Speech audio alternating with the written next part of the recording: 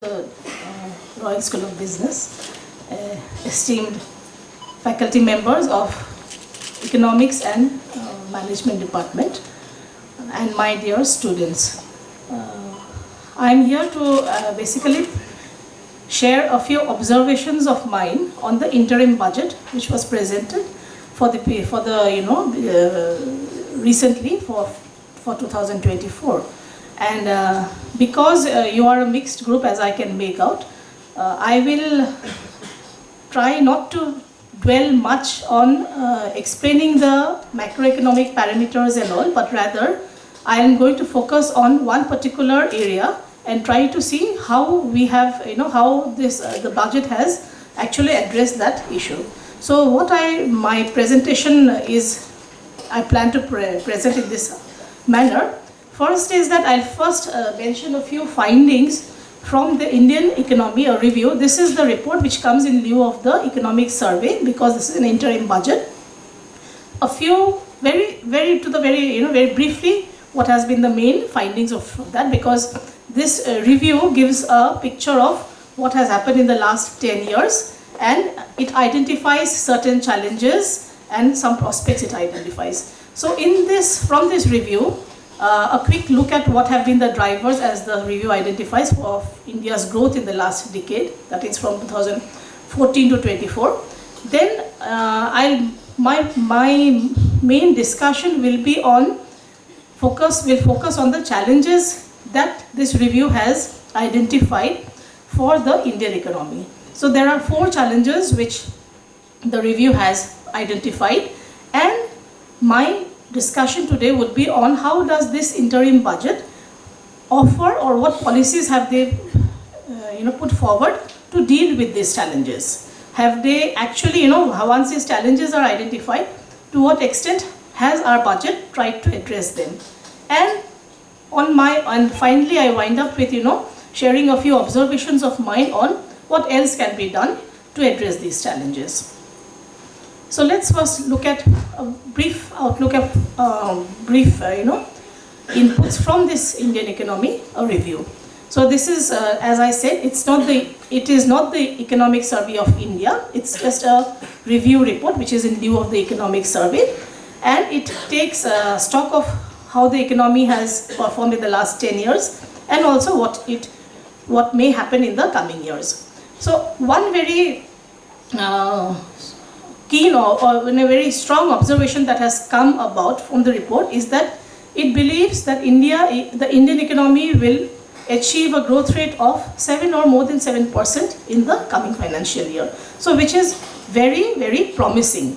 And in such a positive scenario, the report at the same time acknowledges that, because an economy cannot grow in isolation, so having a plan for the Indian economy to grow at 7% when the world economy is struggling to grow at a very low rate, that creates some challenges. So the whole idea is that what I am trying to draw is that the review promises a very positive growth for the Indian economy in the coming years. And going from the past, it has identified certain drivers of India's economic growth in the last decade, which it has elaborated upon.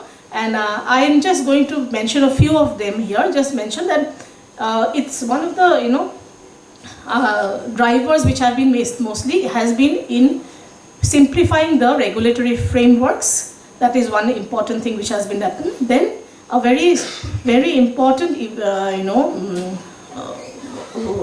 event, or what if you may call it, was the adoption of the Unified Goods and Services Tax Regime, which was which actually had a very important impact on the tax ecosystem of the country. Then there was this growing engagement of the government with the private sector, and reforms for the MSME sector, and a very crucial role that has been we've observed, and I mean you also have seen maybe, the extensive use of technology and digital platforms over the last 10 years. Apart from that, the review also mentions that there has been a lot of inclusive growth policies that have been followed in the last 10 years. So some of them are mentioned out here, like Jan Dhan accounts, then the Ayushman Bharat scheme, and many more. So this is what the review identifies as the drivers of India's growth. But at the same time, it has identified 4 challenges confronting the Indian economy. So let's look at what these 4 challenges are. First is that it recognizes the fact that now the situation has become such that there is an increased geo-economic fragmentation and there is a slowdown of hyper-globalization. We all understand that in a global framework, an economy's own growth is not a function only of its domestic performance. It also depends upon what is happening elsewhere in the world. What is now happening is that unlike the previous trend towards globalization, gradually there has been a move away from globalization, and it's becoming more of a trend to become self-sufficient rather than getting globally integrated. So this is one challenge which the review has identified for which faces the Indian economy. Second is about the transition or the trade-off between energy and growth. So as an economy progresses, so we understand that you are going to use more and more energy, but using the traditional energy sources have its own limitations. So there is a trade-off between that, where your energy sources and your economic growth that may come into conflict. So we will look at what are these issues which have been pointed out and how has the budget tried to address, has the budget at all tried to address this. Then third is this advent of artificial intelligence, which is believed to create a lot of challenge, particularly for a populous country like India, because there is a fear that increasing use of artificial intelligence may result in a lot of unemployment, and this is a fear which is genuine for the Indian economy.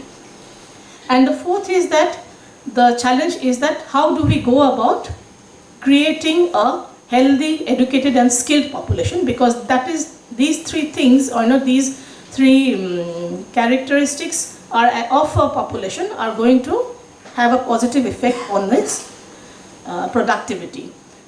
If for a healthy population, we need a fit and healthy, fit population, that's understood. Educated means that you need to have age-appropriate learning outcomes need to be fulfilled.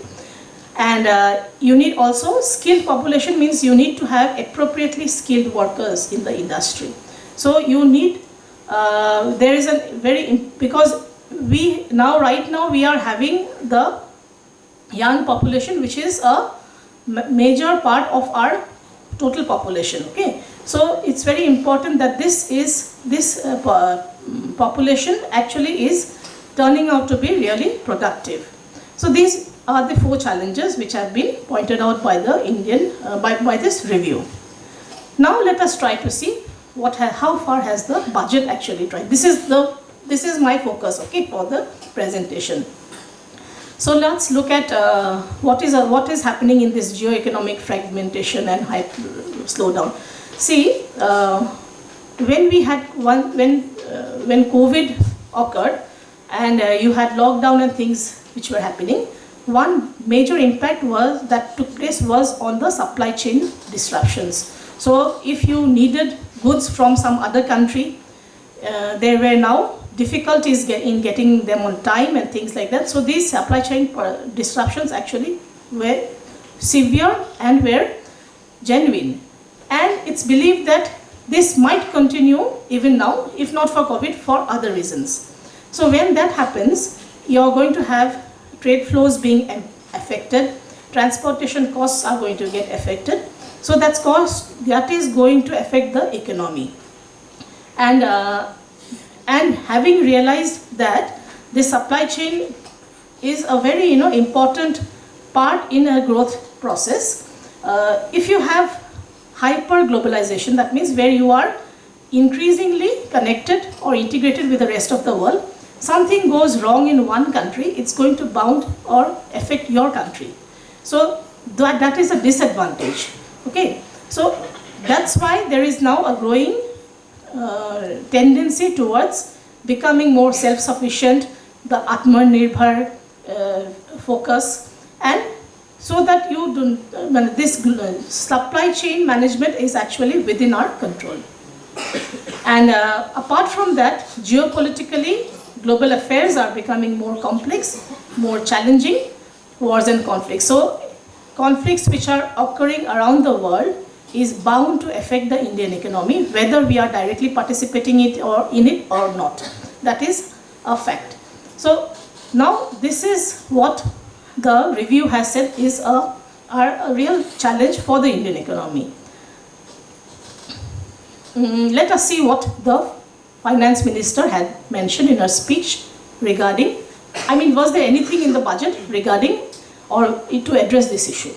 So in the budget speech that the finance minister gave, she mentions about how India had assumed G20 presidency during a very difficult time and had actually successfully navigated the way to growth post-COVID and things like that.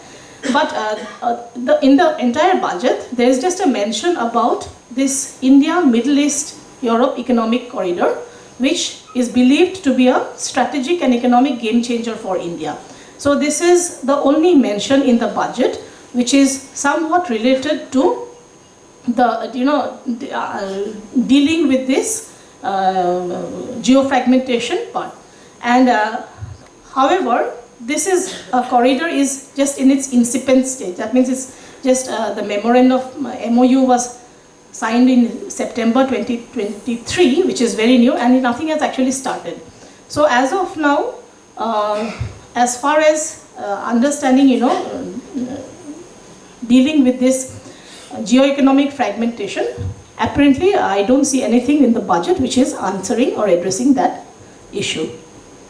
Then let's come to this trade-off between energy security and economic growth. So it has been felt that there needs to be a focus on reducing carbon emissions and then switch to other greener sources of energy, depend less on fossil fuels, and these are the ways in which you can go in for environmentally, that is going to help in what you call environmentally desirable for the economic growth. So, but as we know, it's not a very easy way out. Then there will remain some time for that to happen, and but the review mentions that India is committed towards building resilience and mitigating emissions and taking measures for climate change adaptation. In the budget, there is a mention about this Panchamrit goals, which is talking about at the global front. India has presented this was India's climate action plan, and where they have India has put forward a list of goals 5 goals that it seeks to achieve over a period of time. So these are the different components of this Panchamrit goals, if we may call it. That is on the global front. Aligning with that, even in the domestic front, there is a move, or there is an attempt to use more energy efficient, or having to translate these Panchamrit goals even at the domestic level. And this is believed to be as it's mentioned, in the budget speech, this particular need for achieving, resource efficient economic growth has been mentioned as a strategy, as one of the strategies for attaining the Amrit Kal. Now, what are the provisions in the budget for addressing this challenge? There have been several provisions. So one is this provision about going for rooftop solarization, where 1 crore households will be enabled to obtain up to 300 units of free electricity every month. So this is in line with what the Prime Minister had promised on the day of on 22nd January, and this is one major provision in the interim budget. So it is believed that once we go in for households will start having this solar, will be able to access solar energy. There will be savings at the household levels, and there will also be a distribution of the surplus of the solar energy to electricity companies. It will also help in the charging of electric vehicles, so that is also going to reduce our dependence on fossil fuels. And apart from this, apart from just it's not just energy which is being the motive, that there are other spillovers also. It is believed that once you go in for rooftop solarization, this scheme, it will be creating entrepreneurship opportunities for a number of people, because there will be different areas where now they can be going to work and all. And you will also entrepreneurship abilities and employment both. So when one can become an entrepreneur or even be employed with the requisite technical skills, and which are adapted to to these new sources of energy, how to utilize them for installation and things like that, repair. So these are the provisions which are there. Apart from that, there are some more provisions. For instance, there is a provision for harnessing. There has been in the budget, it is there, that of harnessing offshore wind energy, then reducing the imports on natural gas, then even phased mandatory blending of different forms of natural gas, and apart from that, some financial assistance for biomass aggregation machinery. That is also being promised in the budget. Then along with that, the budget also is promises to support the manufacturing and e-vehicle expand and strengthen the e-vehicle ecosystem. So where it's going to now stress more on use of electric vehicles over the years, and also for finding environmental friendly alternatives to, such as biodegradable polymers, bioplastics, etc. So these are the different provisions in the budget which are trying to address the issue of energy, use of energy resources. Now, advent of artificial intelligence. This is a third challenge, and this is the slide looks crowded, but there is an IMF paper which actually provides a lot of cause of worry, where it says that 40% of the global employment is exposed to artificial intelligence, and however, artificial intelligence need not necessarily displace labor. Sometimes it may create complementarity also. And if you want to make the best out of artificial intelligence, you need to have a supporting infrastructure and a digitally skilled labor force. So these are some of the observations of the IMF paper, okay? And the IMF paper is also pointing out to one thing, that it's not necessary that advanced economies are going to gain from AI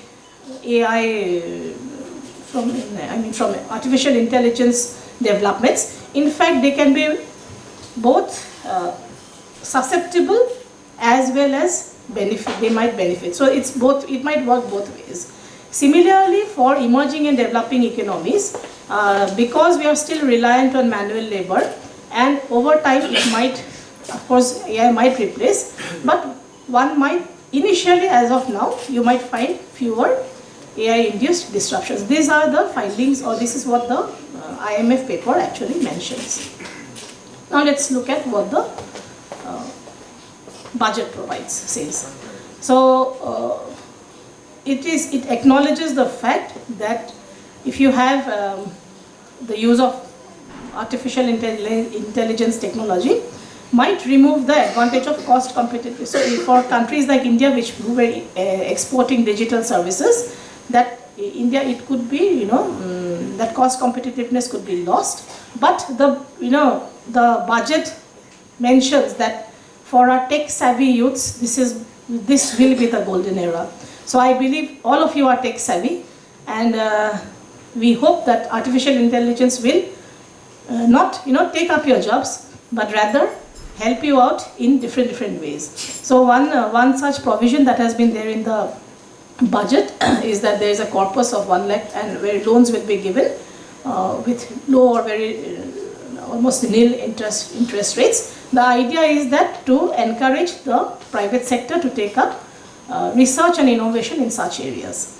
And again, the whole idea, basic idea which is running around is the emphasis is on Atmanirbharta, or self-dependence, self-reliance.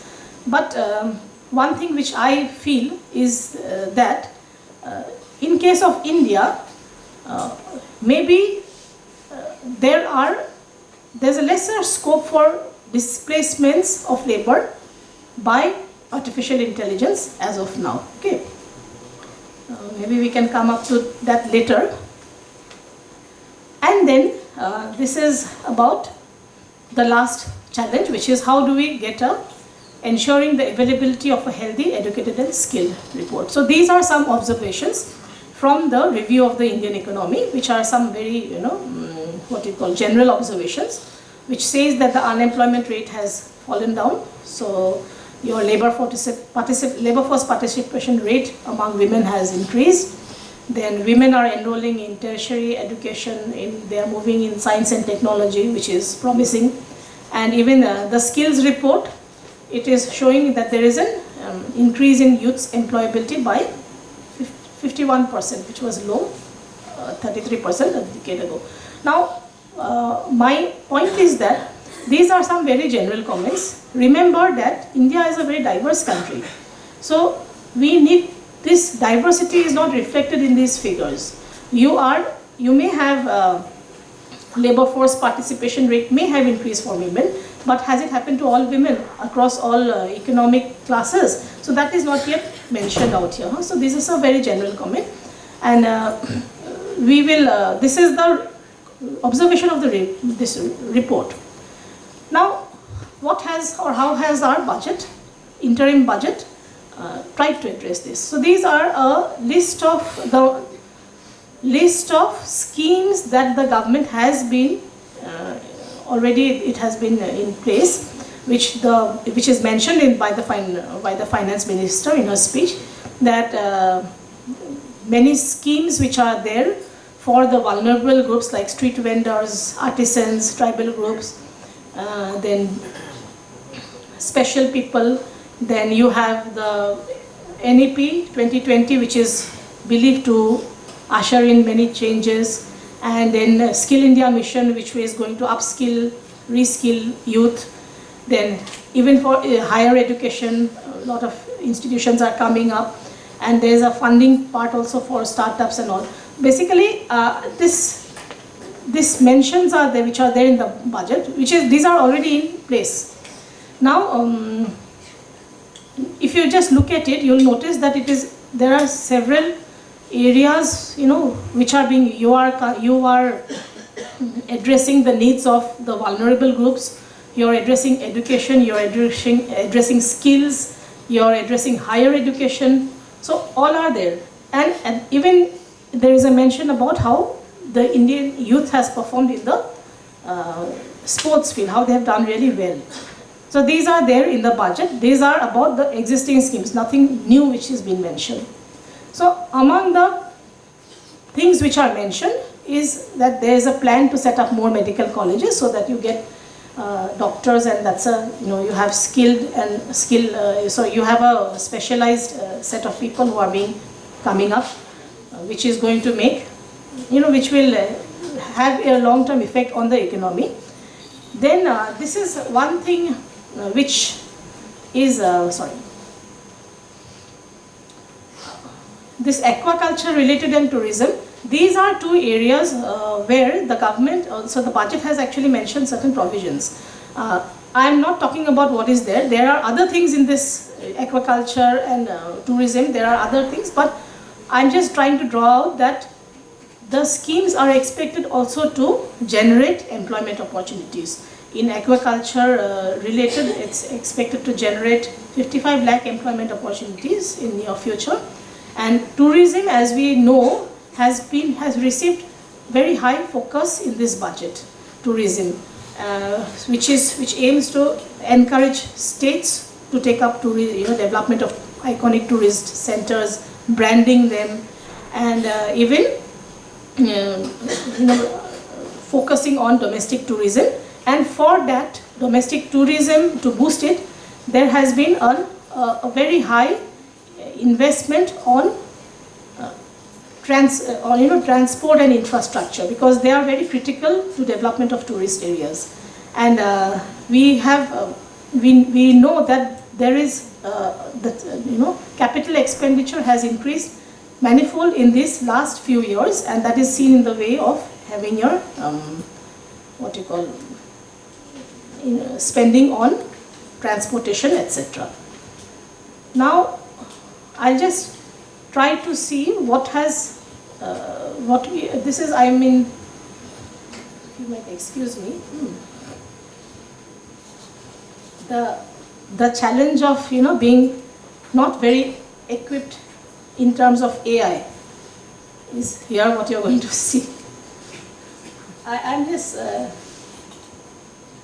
trying to show you certain things. So we are saying that we need to, the government is saying that we need to bring or focus on health, we need to have a healthy population and education. Let's see how has this expenditure pattern been. Can you just tell me what is occupying the highest share of this expenditure? Yellow colored one, right? Central sector schemes. Then there is also this, in fact, from the lower part, it's the last three. If you look, these are not in percentages, okay? So they are occupying a major amount, or expenditure is composed of them, which includes central sector expenditure, schemes, and establishment expenditure. Some of them, of course, might be related to health, but then this is about that growing trend of capital expenditure, which we say is, because your tourism, and we have seen a lot of construction or transport that is reflected in our very high increase in our capital expenditure, which is even the effective capital expenditure. It has seen a remarkable rise since 2020-21 onwards. It's very steep. Okay. Now let us look at, because we have been talking about the focus on healthy population. Look at this diagram. Figure. This is, you can just look at it as each rectangle is representing a share of the total expenditure. So which one is the largest share?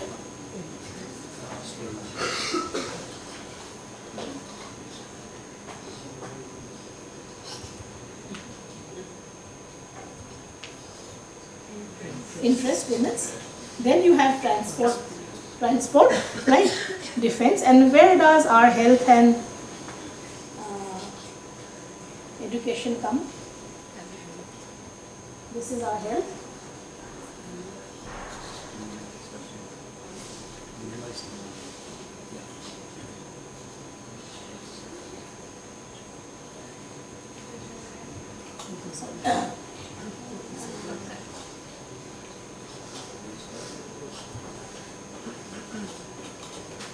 This is education,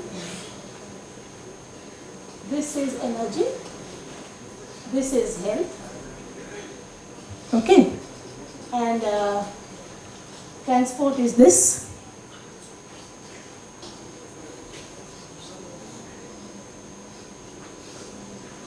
The fourth challenge which we were mentioning about, this is the sort of allocation which has been there. So we want a skilled and a healthy population, but compared to sectors like transport, defense, what are we spending on that, even for energy?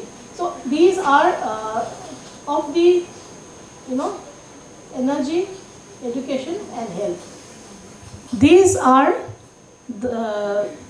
these are actually the expenditure on areas which have been identified as the challenges. So you need to say you are identifying it as a challenge, and yet you are spending a relatively lesser amount on it. So maybe we need to understand that part also, or try to critically look at that part. And the same thing you will look at it if you look at these are in absolute terms. These are for transport, this is for health, this is for energy, this is for education. Okay, so the point I'm trying to make out is here we have the review has identified certain challenges, and the government ought to have put policies in place to address those challenges. But has it been able to do that? Has the budget been able to do that? This is as far as the allocation is concerned, this is how it looks like. So now coming back to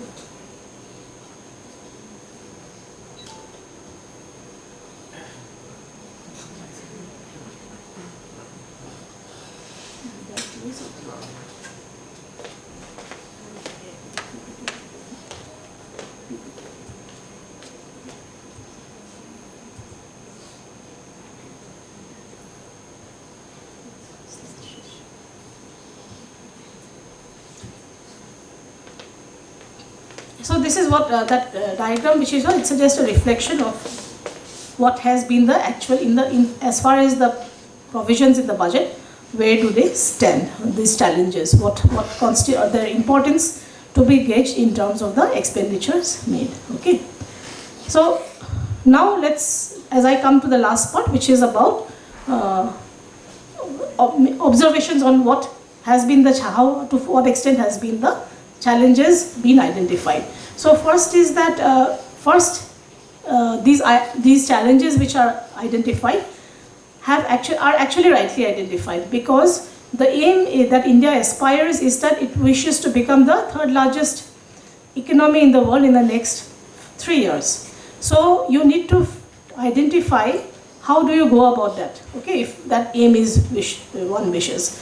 So those challenges are rightly identified in that context. But coming back to each of them, the first one, which was on how policies to tackle geo-fragmentation and slowdown of hyper-globalization. As far as the budget is concerned, this is not very clearly mentioned. There are no such mentions about how to deal with it, and which is, I think, fair enough, because this particular challenge involves a lot of geopolitics and is sensitive to domestic as well as foreign strategies. So maybe the budget might not be a very suitable document to discuss this. And however, because there is the importance of supply chains is very important in this connection, maybe the budget should have made more, tried to address this idea of having a continuous, what it can do to ensure continuous flow of these supply chains, continuous working of the supply chains, that needed to be done or needed to be there in the budget. Then as far as exploring other sources of energy is mentioned, the second challenge, there are several measures, and it is not the best part is that with these exploring these different sources of energy, it is equally important to recognize that once you go for these sources of energy, you also may be able to create new avenues of employment. That may be not, I think it's not specifically mentioned, but underlying that should be there, okay? And say you have a solar energy which is being extensively used. So you will have avenues which are related to solar, like installation, repair, that will create new employment opportunities. But you will require new skills. Okay, so if you have an electric vehicle which is running, maybe you need skills to repair it or maintain it. So new skills are needed, which will be coming up as a spillover when we are trying to explore these other sources of energy. And the Skill India programs that we have been having for a long time, they need to be reoriented to cater to these new emerging issues. Okay, you should not be continuing, the program should not be continuing with the typical ones which have been being, electrician or say beautician, those things which are there, need not be there. You need to reorient them. And even prepare our youth to be acquainted with the requisite AI skills, because AI challenge is also a major one. Now what I feel is that there's a very major focus on developing the tourism sector in this particular budget, particularly after the focus on Lakshadweep and it may be other unexplored places. But we must realize that unexplored places, if you have too many tourists going there, there could be it may affect the balance between the growth and environment. So environment may degrade because tourists, there's a carrying capacity of a tourist destination that may be affected. So that obsession, one needs to have a balance even when the focus is on the tourism sector. This is fear of AI resulting in I would say it is a genuine fear, particularly as we said for a populous country like India. But the budget only provides funds for encouraging startups that create AI complementarity. Okay, so that I think will not be sufficient. We need to have more changes. So to make the best use of AI, we need to have changes even in the education sector, so that because one area, if you AI can usually it actually does there's a whole spectrum of activities that it can take. So even activities which are repetitive in nature, that easily is replicated by AI. So if you have elements of creativity intact, then that AI will not be affected much. For example, a very beautiful gift was given to me. It's a painting. I don't think an AI would be doing that work of this artist. So that's why there's a need to encourage creativity, and for that we need to have changes in our system of education and things like that. And very important is that there are many areas which actually do not have, which have minimal AI use. And those areas need to be identified and focused on. So two such sectors which I feel which is very important and yet is unlikely to be disrupted by artificial intelligence is the caregiving economy. So caregiving economy is basically like, you have a sick person in your house, so you have someone to look after that. Or you have a mother, a working mother who has to leave a baby at home. So those are areas where artificial intelligence will not be of much use. You need human beings. And those are areas which are often, unfortunately, you have a lot of women who are working in this caregiving economy, but they are unpaid. So, the mother who has left her job and is doing the work at home or taking care of the family. So that way, the caregiving economy is a very important sector of the economy, which I feel is not going to be much affected by AI. And this is an area where you need to the government needs to take, identify certain policies or see how they work out. And likewise, tourism. So tourism is, do you all like traveling? Yes. So do you like are you satisfied by looking at a screen? No. Huh? No, you would like to visit the place. Yes, sir. Yes. So you don't need AI for that. You will not enjoy AI. Okay, even if I give you a big screen, you will not like it probably. So tourism is one sector where you can, where there is a minimal use of artificial intelligence. You may have a big screen, but it will never give you the same feel. So likewise, some sectors need to be identified and which have minimal AI use, and develop those sectors. So that will, this challenge will be addressed to also. At the same time, new opportunities, new skills will be created in the economy. And this approach towards having a skilled, educated and healthy, we need an approach that evolves with time. So you need something that existed 5 years back need not necessarily be continuing even today. It needs to evolve. And how the society is changing, we need to address with that, adjust with that. And it should be also that you have these skills and education which are being given to people, young youth, but it's given to just, or certain segments are being excluded from it.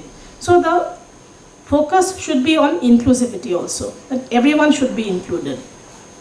Not only an population, not only an approach that evolves, but also it is also inclusive in nature. And as we found out, there was very little allocation towards health and education. That needs to be increased.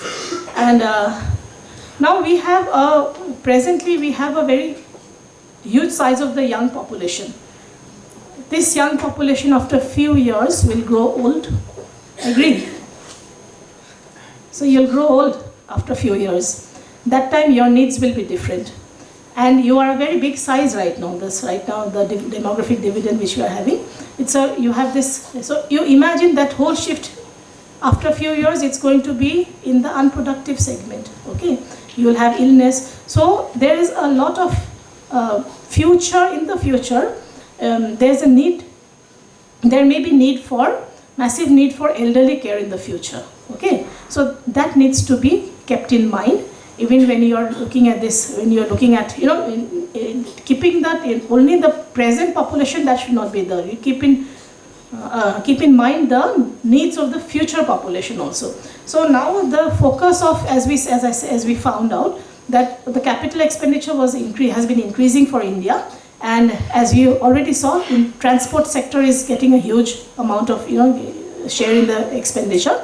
So obviously, it's the roads and other forms of transport connectivity. It could be air, river, everything, which is getting a focus now.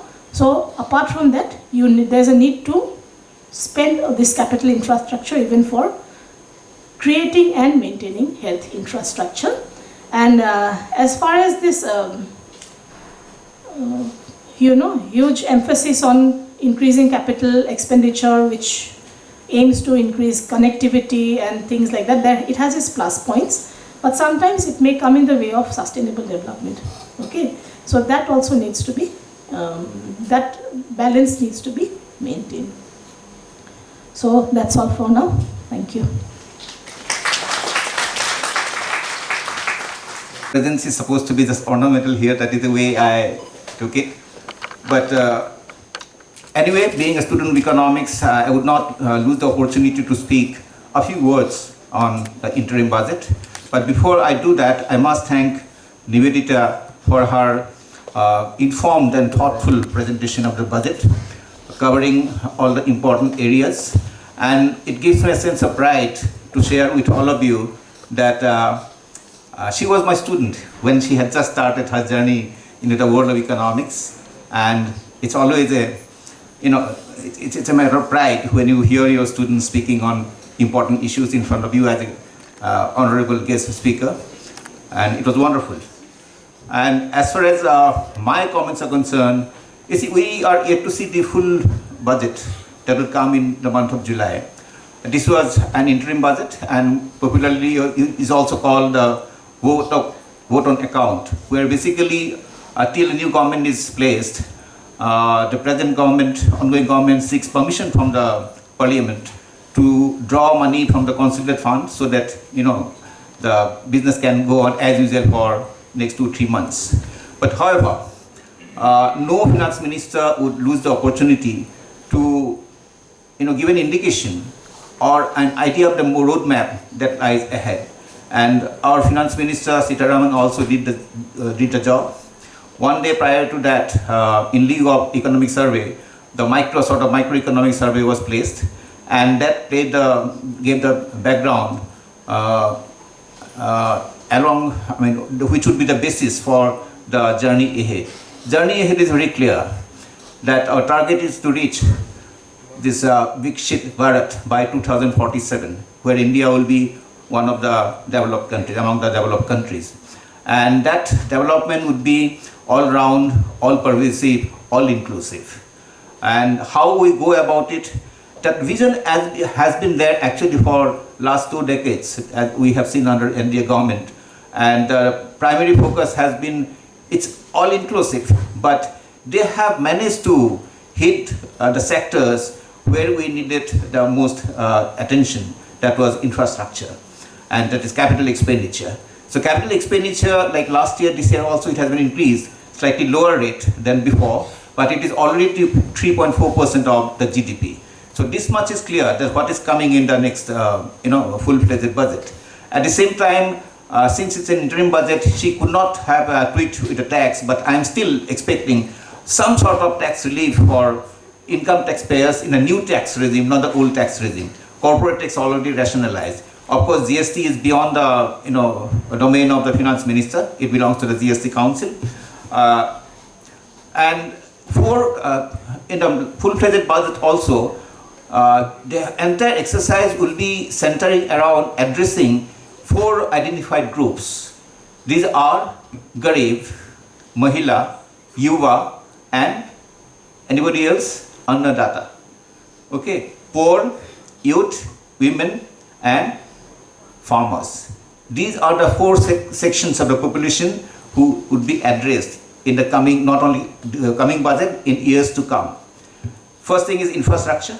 Then he is looking at the distribution part of it. Infrastructure would give the biggest boost to growth, and India has already proved it, that we have clocked 7%. I am of course optimistic about it. Government of India itself was not so optimistic, but RBI was slightly better, and finally the Government of India has accepted what RBI had already said, that for the next year,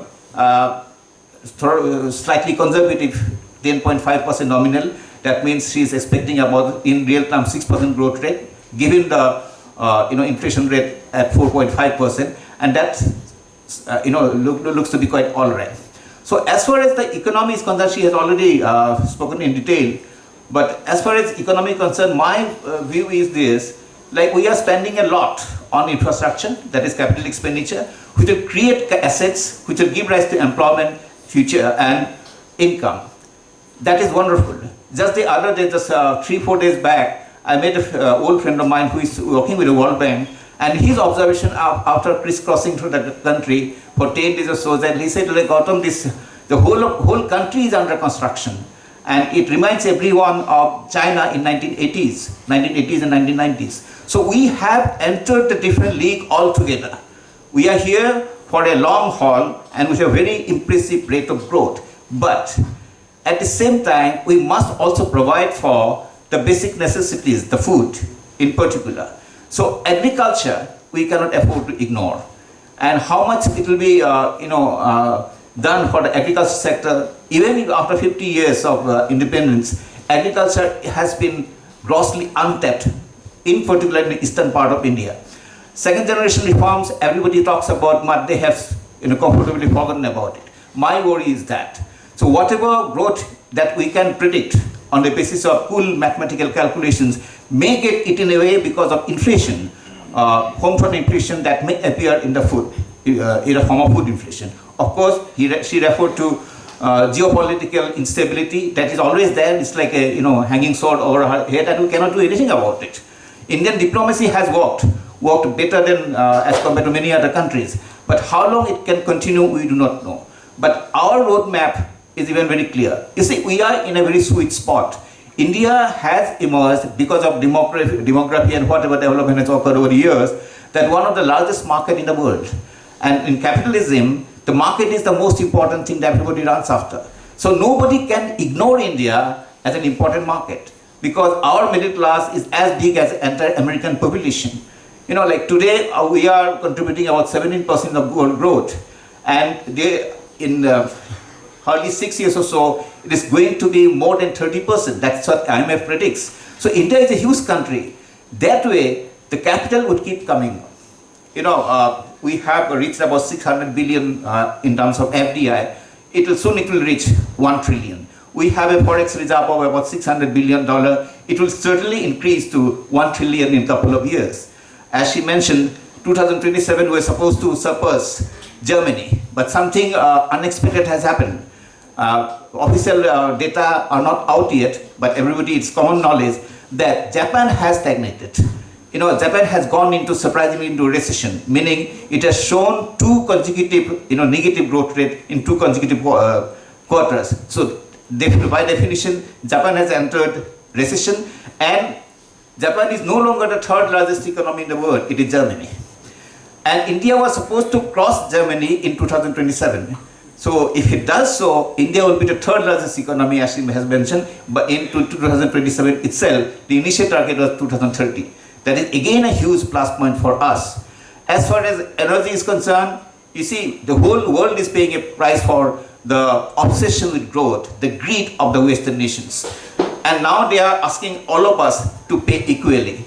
We cannot. And that has been India's position in international fora. So we are definitely targeting that, but we have the right to be slow because it is your sin, and you cannot expect us to pay equally as much as you should. This message is there, but at the same time, the huge, stress, emphasis on rooftop, solar energy, rooftop, solar power, 1 lakh crore households. That is quite huge. That will change the energy scenario. On top of it, we have wind energy also. So the alternative, sources of energies, they're growing. Nuclear energy also share is growing. It is more than 2.2. The other day it was less than 2, about 1.2 on 1.3. So energy front, we need to be cautious, but we think that India is walking in the right direction. Okay, is there any worry about anything else? The main worry everybody talks about is AI. As far as artificial intelligence is concerned, at the face of it, it is full of danger. Like what will happen to the millions of workers who are engaged in IT sector? That's what we think. But my take on it is rather more, more philosophical. Like human civilization has advanced. Today civilization is a fact because technological advancement, right? I mean, you started from radio, it's an extension of yours, right? You have television, it is an extension of your eyes, right? You have arms and weapons, extension of your arms, your hands. You have different mode of conveyance, extension of your walking feet. And AI is nothing but an expansion of your gray matters here. It's a tragedy that we end up only using 13-14% of what God has given to us. But now we are creating, to help this, whatever we are utilizing here. Is it a shock? Obviously it's a shock. But this will be also soon, there will be a way out. Because every revolution, whether it was chemical revolution, agricultural revolution, industrial revolution, it caused massive disruptions. There was fear, but this fear soon came down to great relief and satisfaction. The same thing with this story will be repeated.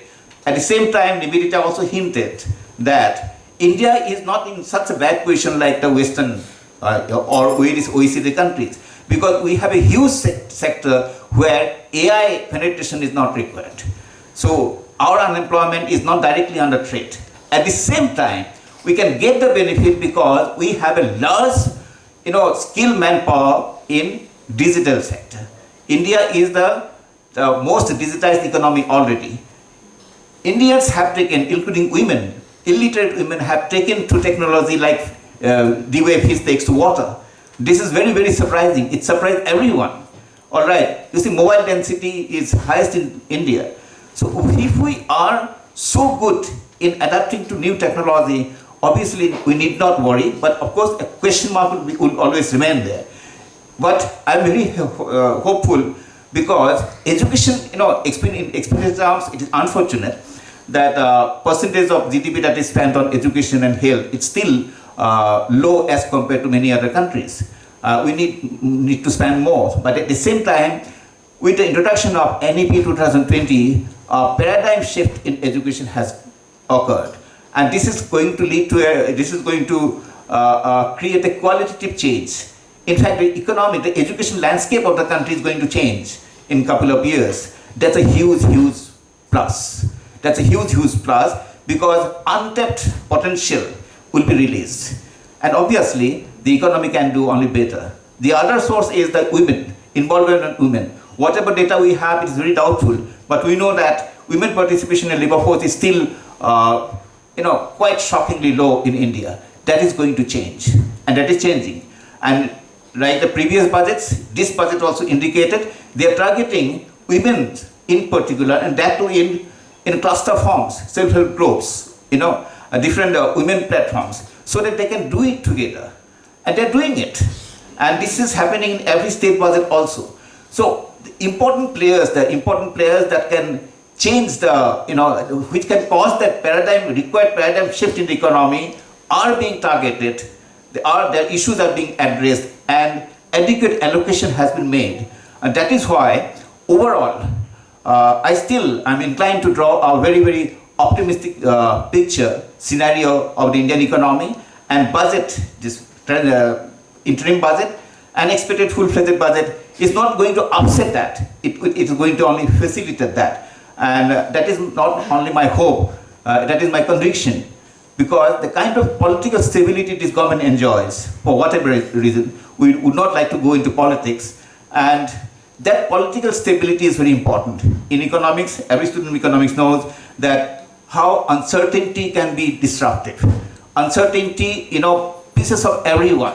But when there is political certainty, political stability, it automatically ushers in other stability. And once the economy is stable, investors will be more than happy to walk into India. And Atmanirbhar Bharat is not a call of chauvinistic call, like we are closed. No, we are more open. We are so open that you come and produce your products here at a cheaper cost, and we'll facilitate. Okay, productivity linked incentives are already in place. It is covering more or less the entire sectors of the economy. Do it here. By producing it here, you get a captive market, second largest market in the world, and at the same time, you have the opportunity of selling it across the world. And on top of it, you have every right to remit the profit that you make out of it. So it's a win-win situation for all. So I think the roadmap has been already laid, and I just hope that the rain god will be with us, and agriculture is not disrupted. That is my single most important fear. And this is what I have on this interim budget. My observation. And don't blame me that I have drawn a very cozy and colorful picture. But things are not all that bad that many would like you to believe. We should be hopeful and optimistic about the future.